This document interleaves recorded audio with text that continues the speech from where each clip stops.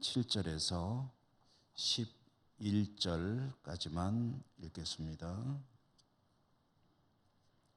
교독합니다.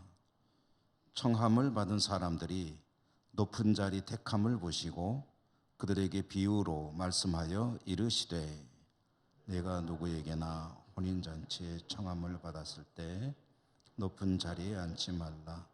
그렇지 않으면 너보다 더 높은 사람이 청함을 받은 경우에 너와 그를 청한 자가 와서 너더러 이 사람에게 자리를 내주라 하리니 그 때에 네가 부끄러워 끝자리로 가게 되리라. 청함을 받았을 때 차라리 가서 끝자리에 앉으라. 그러면 너를 청한 자가 와서 너더러 버시어 올라 앉으라 하리니 그 때에야 함께 앉은 모든 사람 앞에서 영광이 있으리라. 무릇 자기를 높이는 자는 낮아지고 자기를 낮추는 자는 높아지리라. 아멘. 주님의 은혜가 여러분과 함께 하시기를 기원합니다. 신약성경 누가복음 중심으로 읽기, 오늘 56번 쉬운 6번째로 누가복음 14장 7절의 말씀을 읽었습니다. 누가복음이라는 책의 제목은 풀어서 읽어보면 누가가 전해주는 좋은 소식이라는 뜻의 제목입니다. 복음이라는 말은 good news, 좋은 뉴스, 좋은 소식이라는 뜻이고요. 앞에 누가가 붙었다는 것은 누가가 전해주는 굿뉴스, 복음이다라는 그런 제목입니다. 복음이라는 것은 예수님 이야기죠. 예수님 이야기, 예수님 자체가 복음이시고 예수님의 이야기가, 그러니까 하시는 말씀이 복음이고 예수님에 대해서 전해주는 기록된 말씀들이 복음이고 예수님을 중심으로 일어나는 이야기들이 복음이고, 그래서 우리는 이제 누가가 전해주는 예수님 이야기를 읽어가고 있습니다. 전체적으로 연극으로 치면은 3막으로 이루어졌다라는 말씀을 계속 드리고 있죠. 1막은 예수님께서 태어나셔서 갈릴리라고 하는 예수님의 고향 근처죠. 갈릴리를 중심으로 일을 하시는 이야기가 1막이라고 한다면, 제 고향에 가까운 그 갈릴리 지역을 떠나서 예루살렘으로 이동하는 그 길 위의 이야기가 2막입니다. 가는 이유는 십자가에 죽으시기 위함이죠. 그리고 이제 3막은 그 죽으시기 위해 가신 목적지 예루살렘에 도착해서 그곳에서 벌어지는 일들, 그것이 이제 3막이 되겠고, 우리는 지금 2막의 한참 중심부를 읽어 나가고 있습니다. 오늘 14장 7절의 말씀 읽었는데요. 지난 수요일 날 말씀을 이제 13장 말씀을 읽었는데, 그 뒤에 이어지는 13장의 말미 끝부분 이야기와 14장 앞에 나오는 부분을 건너뛰었습니다. 건너뛴 이유는 비슷한 주제의 사건이 반복되고 있고 비슷한 말씀이 계속 주어지고 있기 때문에 이제 그 말씀들을 한번 건너뛰었습니다. 그리고 예상 제가 계산했던 것보다 복음서 설교가 조금 길어지는 것 같아서 이제 조금 속도를 좀 더 내야 되겠다 하는 의미에서 이제 반복되는 부분들은 좀 뛰어넘었습니다. 그래서 건너뛴 부분을 포함해서 지나온 이야기를 조금 짚어보도록 하겠는데요. 주님께서 이 땅에 오신 이유는 하나님의 나라를 주시기 위함입니다. 하나님의 나라를 잃어버린 사람들에게 하나님의 나라를 되찾게 해주시는 거죠. 그래서 하나님의 나라에 대한 이야기를 말씀을 계속 하십니다. 그런데 제자들을 비롯해서 주님을 따르는 사람들은, 안 따르는 사람은 뭐 말할 것도 없고요.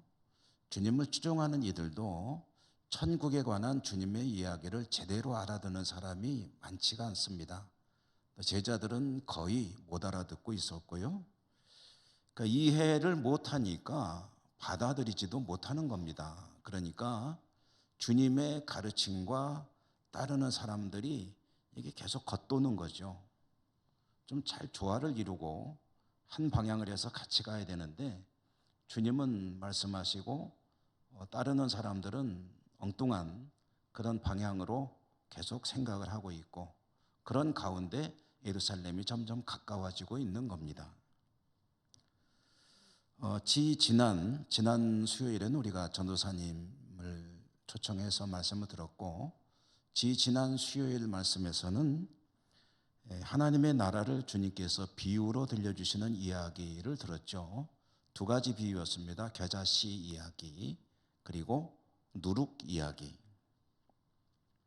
겨자씨와 누룩 이야기, 이 비유 이야기를 통해서 주님께서 듣는 이들에게 하시고 싶은 말씀의 요점은 이런 것이었죠.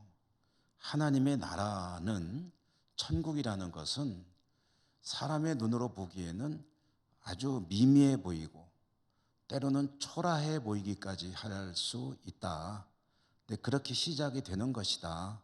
그런데 그게 점차 이루어져 가게 되면 엄청난 그런 변화가 있게 되고 세계 열방 곳곳에 이르기까지 이제 하나님의 나라는 확장되게 될 것이다 라는 그런 요지의 말씀이었습니다. 여러분, 이 말씀은 오늘날도 우리가 생각해 보면 사실 그대로입니다. 천국, 저나 여러분들이 추구하는 게 뭡니까? 결국은 천국이거든요. 이 땅을 사는 동안에도 하나님 곁에서 하나님의 말씀에 따라서 하나님의 뜻에 순종하면서 하나님께 영광을 돌리며 살고 싶은 마음이 있고, 그리고 이제 죽으면 이제 완성되는 하나님의 나라에서 영원히 하나님과 함께 살고 싶다. 이것이 우리의 신앙의 궁극적인 목표 아니겠습니까? 그게 뭐냐면 그게 바로 천국입니다. 천국을 추구하는 것이 우리 신앙이죠. 이렇게 신실하게 천국에 대한 확고한 믿음을 가지고 그 믿음을 추구하며 살려는 사람들을, 그렇지 않은 사람들이 바라볼 때 그 모습이 어떠냐 하면은 별로 탐탁해 보이지 않습니다. 별로 대단해 보이지도 않습니다. 오히려 사람들이 좀 이상해 보일 수도 있고요. 인생을 낭비하는 것처럼 보이기도 합니다. 힘들여 번 돈을 교회에 헌금하면은 그 아까운 돈을 다 엉뚱한 데다 쓴다고 생각할 수도 있습니다. 시간을 들여서 주를 위해 헌신할 때 참 왜 그러고 사느냐라는 그런 딱한 눈초리로 바라보기도 합니다. 이렇게 하나님의 나라, 그리고 하나님의 나라를 추구하는 삶이라는 것은 모르는 사람들이 볼 때는 참 미미해 보이고 멋져 보이지 않고요. 그리고 때로는 초라해 보이고 그리고 인생의 낭비처럼 보일 수도 있는 것인데, 그런데 그 나중은 어떠냐 하면 이제 완전히 다르다는 거죠. 마치 조그마한 겨자씨에서 큰 나무가 자라나서 새들이 깃들게 되기도 하고, 조그마한 누룩이 많은 반죽을 전체를 다 영향을 미쳐가지고 크게 부풀게 하는 것과 같이 천국은 놀라운 그런 변화가 있는 것이다. 그러므로 제자들은 이 천국에 들어가기 위해서, 천국을 살기 위해서 애써야 하는데요. 애써야 하는 그 모습을 비유로 말씀하시기를 좁은 문으로 들어가는 것과 같다. 사람 치고 어느 사람 치고 이제 어디로 가야 할 때 넓고 편안한 문이 있고, 그리고 아주 좁고 협소한 문이 있을 때 어디로 가겠느냐 하면은 뭐 다 이리로 가겠다고 하겠죠. 길도 마찬가지 아니겠습니까? 차를 운전하고 가는데 아주 도로 포장이 잘 된 그런 고속도로가 있고, 포장도 안 되고 돌이 많은 울퉁불퉁해서 차가 운전하면 팅팅 튀고 그런 속도도 낼 수 없고 먼지도 많이 나고 하는 그런 길이 있다고 한다면 누구나 잘 뻗은 고속도로로 가고 싶어 할 것입니다. 그런데 주님은 말씀하시기를 하나님의 나라를 바라보는 사람은 이제 좁은 문을 찾아가야 한다라고 말씀하셨습니다.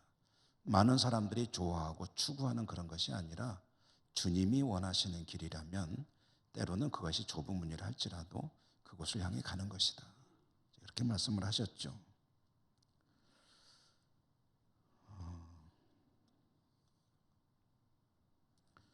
13장의 말미에서는 헤롯의 이야기도 나오는데요.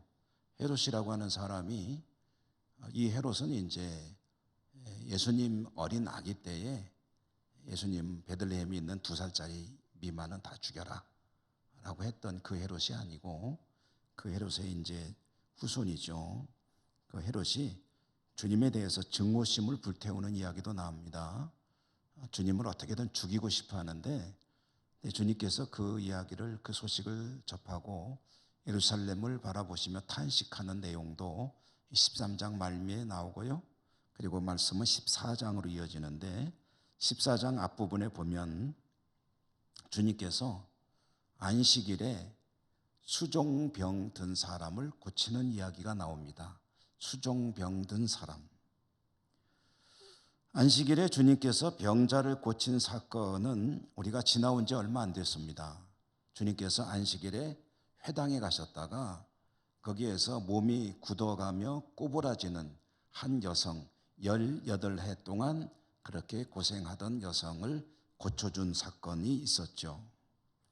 주님은 안식일에 아픈 사람, 병자를 고쳤다고 이제 그 회당장으로부터 공개적인 비판을 받았습니다. 그렇다고 해서 주님이 이런 일을 행하시는데 망설임이 있었느냐, 주저함이 있었느냐 하면 그렇지 않았습니다. 주님은 그 뒤에도 언제든지 이런 상황이 되면은 주저하지 않고 망설이지 않고 그 사람의 병을 고쳐주셨다는 겁니다. 그게 이제 오늘 우리가 읽은 말씀 앞부분에 나오는 수종병 든 사람을 고쳐준 이야기입니다. 이것도, 이 일도 일어난 시간적으로는 이제 안식일이었습니다. 장소는 회당이 아니고 한 바리새인의 집에 식사 초대를 받으러 갔을 때 거기에 수종병 든 사람이 있는 것을 보시고 그 사람을 고쳐주신 겁니다. 회당에서 고쳐주는 것도 공개적인 것이지만 바리새인의 집에 가서 안식일에 이 병자를 고쳐서 병을 낫게 했다는 것은 상당히 도전적인 그런 모습이죠. 주님은 이 사건, 이 수종병 든 사람을 고치던 날 약간의 도발적인 모습을 보여주기도 하셨습니다. 바리새인들과 서기관들이 거기 있었거든요. 이제 바리새인의 집에 예수님이 이제 식사 초대를 받아 갔습니다. 거기에 주로 모인 사람들이 어떤 사람들이냐면 바리새인들과 서기관들, 이 사람들이 이제 모여가지고 있고 주님을 초청해서 식사를 하게 됐는데 주님이 가서 보니까 거기에 수종병 든 사람이 있더라.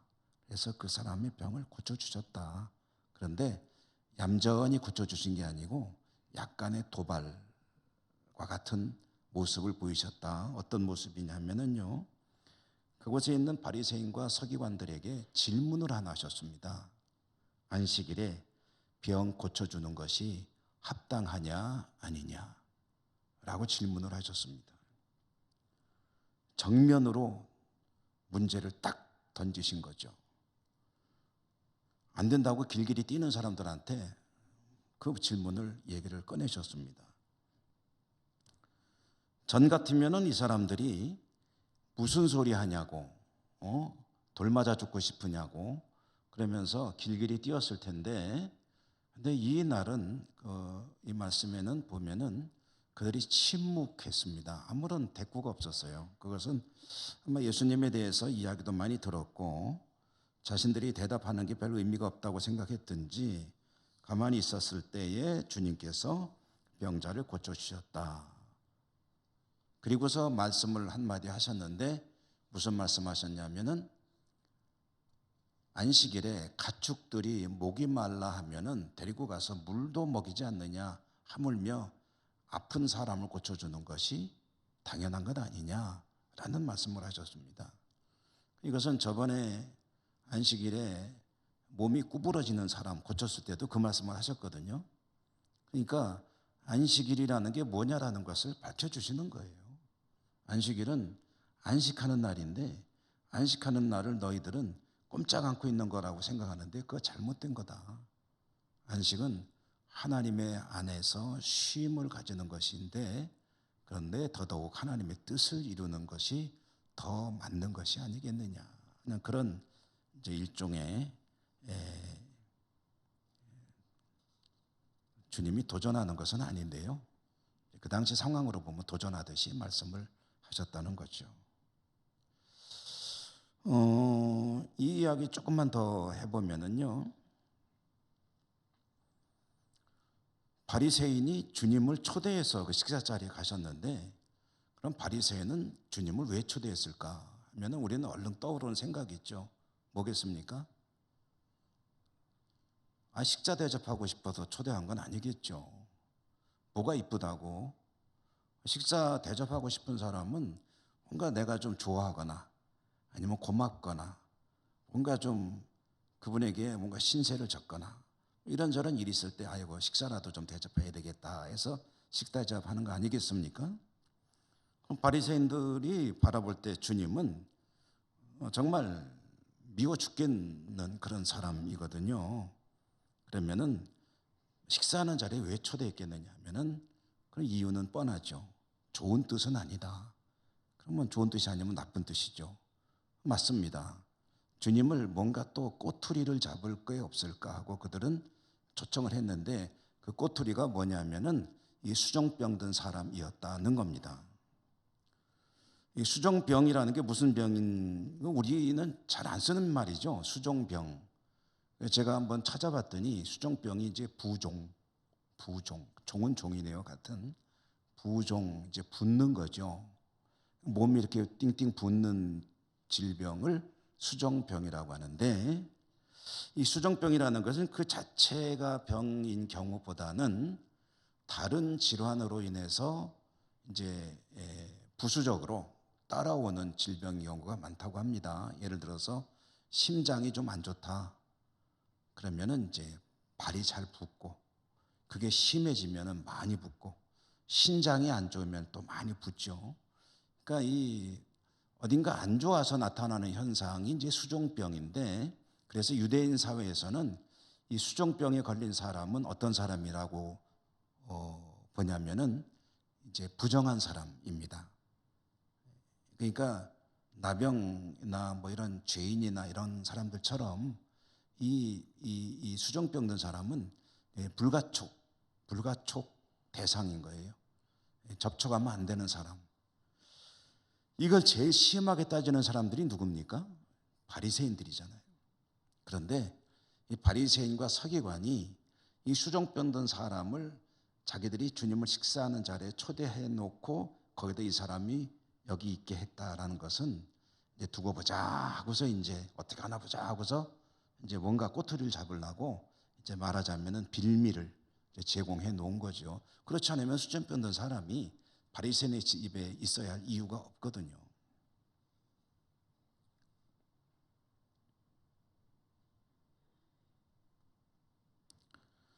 바리새인들은 그렇게 악한 의도로 주님을 시험하고 또 꼬투리를 잡으려고 함정을 파놓고 기다리고 있었던 것인데 주님은 율법의 바른 해석, 율법이란 게 뭐냐? 그 율법을 주신 하나님의 마음과 하나님의 뜻을 바르게 새겨서 적용하는 것이 중요한 것이 아니겠느냐 하는 차원에서 병자를 고쳐주신 것이고요. 그리고 오늘 말씀이 이제 그 이야기에 이어지는 내용입니다. 다른 데서 벌어진 일이 아니고 그 자리에서 벌어진 일입니다. 오늘 우리가 교독해서 읽은 말씀은 그러니까 그 바리새인의 집, 식사 초대받아 갔던 그 집에서 수종병 든 사람을 고친 것을 놓고 말은 못하고 못마땅해 하면서 속으로 끙끙대고 있었을 바리새인들 그리고 서기관들을 향해서 주님이 들려주신 이야기입니다. 그러니까 주님을 향해서 지금 화가 나 있고 그리고 조금 속으로는 분노하고 있고 그렇지만 할 말이 없어가지고 그냥 속으로 답답하기도 하고 그래가지고 뿔이 나 있을 그 사람들에게 주님께서 들려주신 이야기인데 주제는 높은 자리에 앉는 것에 관한 이야기다라는 그런 말씀입니다. 오늘 읽으시면은 이 내용은 오늘 말씀은 뭐 어렵지 않죠. 쉬운 내용입니다. 이런 거죠. 요점은 혼인잔치에 초청받아 갔을 때 상좌, 높은 자리에 가서 앉지 마라. 왜 그러느냐? 네가 내 자리가 저기겠거니 하고서 상자에 가서 앉았는데 나중에 정말 그 자리에 앉아야 될 사람이 늦게 오면은 자리 좀 양보해 주시겠습니까? 점잖게 말하면, 나쁘게 말하면 야 자리 비켜 이제 그러겠죠. 그러면 얼마나 쑥스럽겠냐, 얼마나 창피하겠느냐, 얼마나 민망하겠느냐. 네 자리 저기야, 저기 가서 앉아. 그러면은 얼마나 그게 참 망신스러운 일이냐. 그러니 초청받아서 혼인잔치에 가게 되면 끝자리에 가서 앉아라. 그럼 네 자리가 거기 아니면 주인이 아이고 왜 거기 앉으셨어요? 이쪽으로 오세요 하고서 높은 자리 네가 앉아야 될 자리로 올려가면은 그러면 그게 얼마나 영광스러운 일이냐.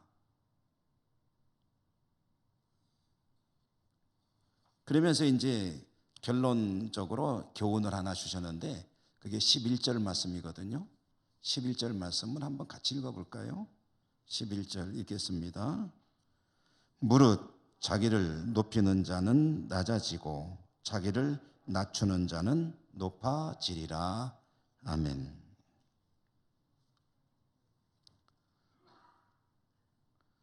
자, 여러분 이제 제가 지금까지 쭉 전해드렸던 이야기를 들으셨고 또 그 뒤에 이어지는 이야기를 들으셨으니까 주님이 이 이야기를 왜 하셨는지 어렴풋이 짐작이 되시지 않습니까?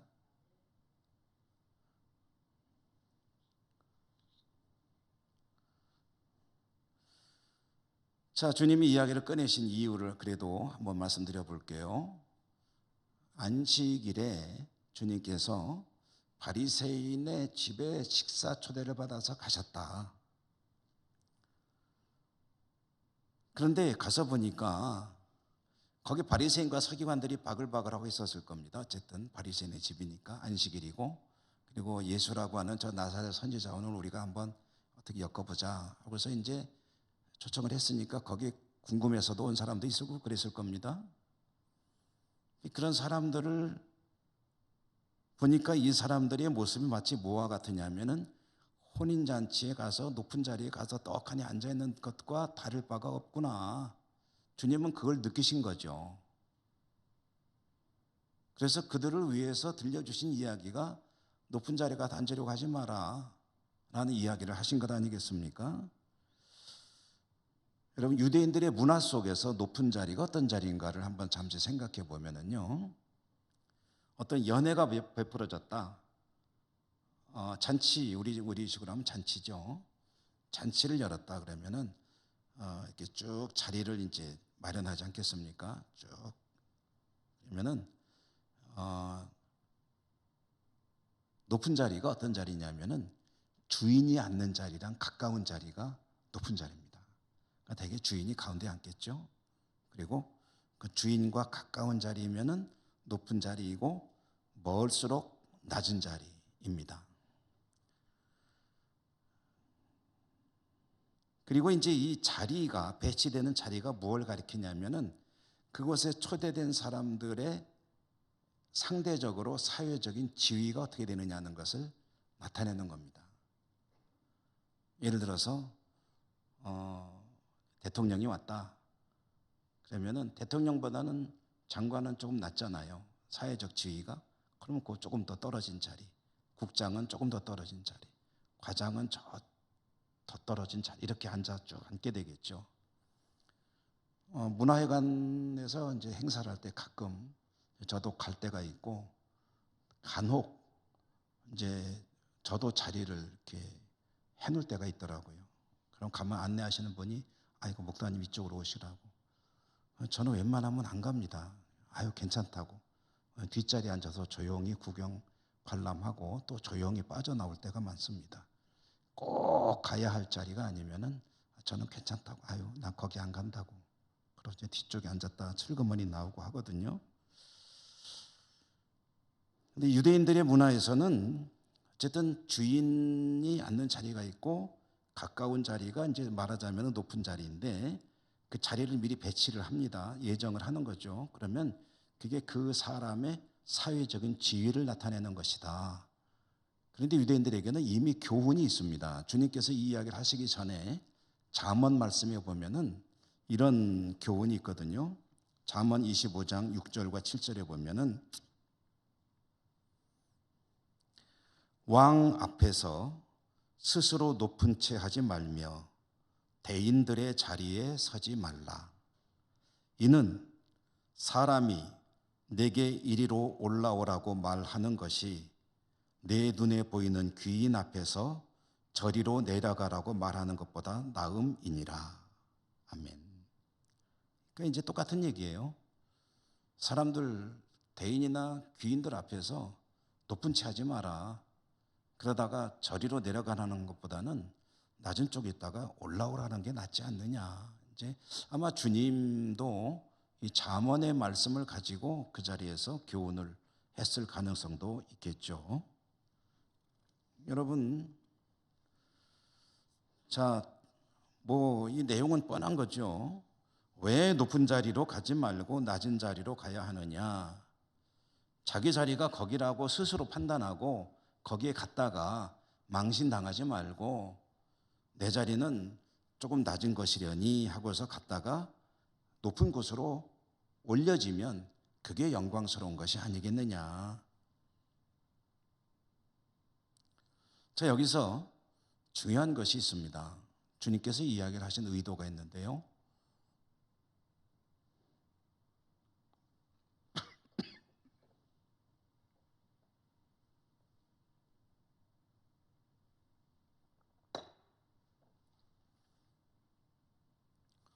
이 자리를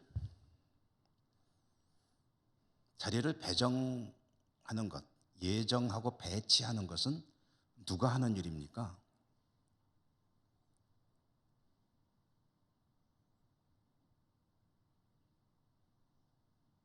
누가 주인과 가장 가까운 자리에 앉고 누가 그보다 조금 더 떨어진 자리에 앉게 됩니까? 그걸 누가 정합니까? 잔치를 여는 주인이 하는 거죠. 주인이 자기가 초대한 손님들 다 리스트를 만들고 거기에서 이제 중요한 순서대로 나름대로 사회적인 지위를 봐서 쭉 이렇게 정할 것입니다. 이게 이 이야기의 핵심입니다. 자리의 주인은 누가 정하는가? 내가 앉을 자리는 누가 정하는가? 여러분 오늘 무슨 잔치라고 그랬죠? 이 이야기가 혼인잔치라고 했습니다. 성경에서 혼인잔치는 하나님의 나라에 대한 비유로 쓰일 때가 대부분입니다. 그리고 혼인잔치의 주인은 누구를 가리키는 거겠습니까? 하나님이죠. 하나님의 나라의 주인은 하나님이시잖아요. 그러니까 혼인잔치 이야기는 하나님 나라 이야기이고 혼인잔치의 주인은 누구냐면은 하나님이라는 것이고 혼인잔치 자리에 누가 높은 자리에 앉고 누가 낮은 자리에 앉고 하는 것은 누가 정하는 것이냐면은 잔치에 참여하는 스스로가 정하는 게 아니고 주인 되시는 하나님께서 정하시는 것이다. 그 이야기가 오늘 이야기의 핵심입니다.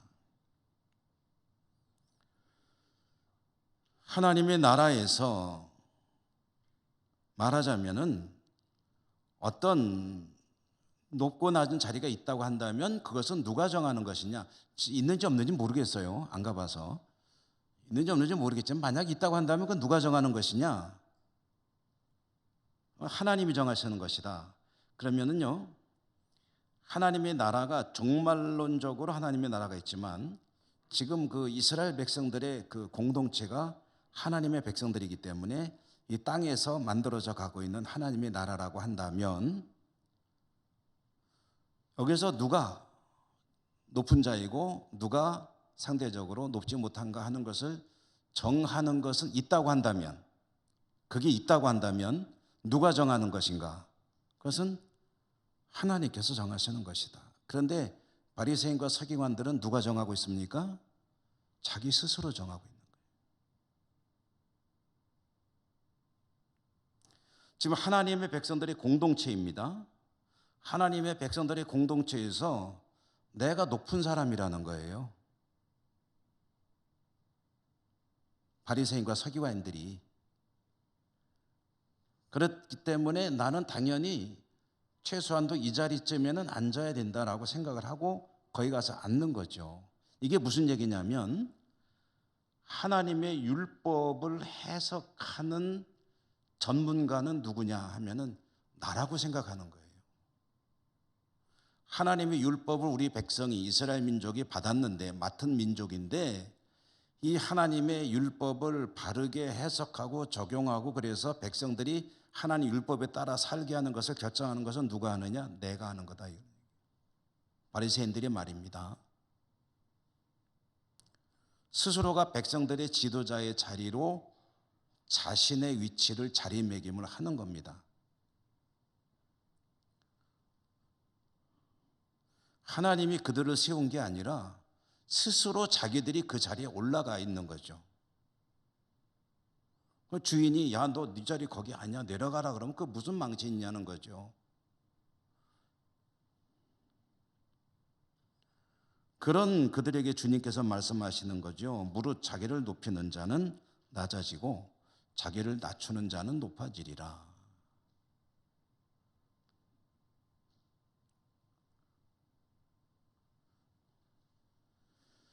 여러분, 높은 자가 낮아지고 낮은 자가 높아지고 이런 걸 뭐라고 그럽니까?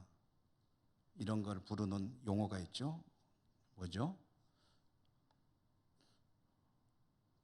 역전이라고 그러죠. 역전. 인생 역전이라는 말이 있지 않습니까? 인생 역전. 어떤 경우 씁니까? 정말 찢어지게 가난한 친구가 어느 날 보니까 그냥 의리의리한 모습으로 나타났다. 야, 인생 역전이네. 정말 우스워 보이던 어떤 사람이 아주 크게 성공해서 나타났을 때, 또는 반드시 성공할 것으로 여겨졌던 사람이 어느 날 초라한 모습으로 나타났을 때, 이제 우리는 그런 걸 인생 역전이라고 그러잖아요. 성경이 역전 이야기가 많이 나옵니다. 오늘 이 말씀도 역전 아닙니까? 높이는 자는 낮아지고 낮은 자는 높아지고 역전 아닙니까? 대표적인 말씀 또 하나 보면은 먼저 된 자 나중되고 나중된 자 먼저 되고, 또 같은 누가복음에 거지 나사로와 부자 이야기, 역전 아닙니까? 역전. 그런데 이 역전의 이야기가요, 성경에 보면은 주로 언제 나오냐면은 마지막 때의 이야기로 많이 나옵니다. 그래서 우리는 이걸 뭐라고 부르냐면 종말론적 역전이라고 부릅니다. 종말의 때에 이루어지는 역전. 종말의 때에 가면은 많은 역전들을 보게 될 것이다. 그러므로 이 종말론적 역전이라는 것을 알고 있고 받아들이고 있고 그것을 추구하며 살아가는 신앙은 굉장히 중요한, 이 역전이라는 게 굉장히 중요한 테마가 되는 거죠. 믿음을 가지고 살아가는 성도들은 믿음 때문에 많은 어려움을 겪습니다. 때로는 생명을 잃기도 합니다. 그래도 믿음이라는 것을 놓지 않습니다. 왜 그렇습니까? 종말론적인 역전을 믿기 때문입니다. 역전입니다. 역전. 이것을 바라보는 이들은 그리고 스스로 높아지지 않습니다. 할 수 있는 대로 낮아지려고 노력합니다. 그리고 사람들이 높여지는 일에 연연해하지 않고 하나님께서 높여줄 것에 대해서 관심을 가집니다. 어떤 사람을 하나님께서 높여주신다? 스스로 자기를 낮추는 일을 하나님이 높여주신다 했으니 자기를 낮추려고 힘쓰겠죠. 하나님이 높여주실 것을 바라보는 사람은. 그러나 하나님이 높여주는 것은 별로 관심 없고 사람들이 높여주면 된다 한다면 그러면 이 바리새인들과 같은 길을 걷게 되겠죠.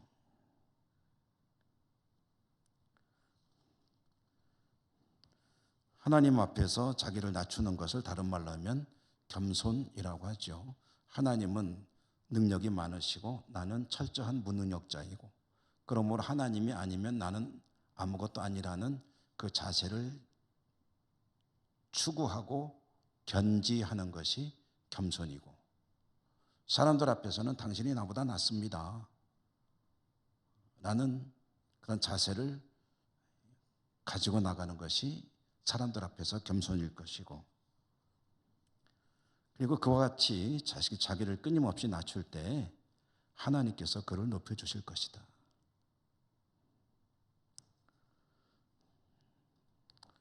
여러분, 오늘 말씀 마칩니다. 하나님이 높여주시는 것이 더 소중하면은 스스로를 낮추기 위해 힘쓸 것입니다. 그러나 그것까지는 생각이 미치지 않는다면 스스로 낮아지고 싶은 사람이 어디 있겠습니까?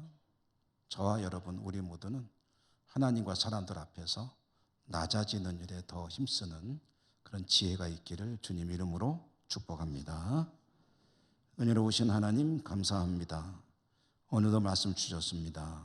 주신 말씀을 흘러버리지 않고 가슴속에 간직하고 하나님께서 높여주시는 그 날을 바라보며 믿음으로 승리하는 저희 모두가 되게 해 주옵소서. 예수님 이름으로 감사하고 기도드립니다.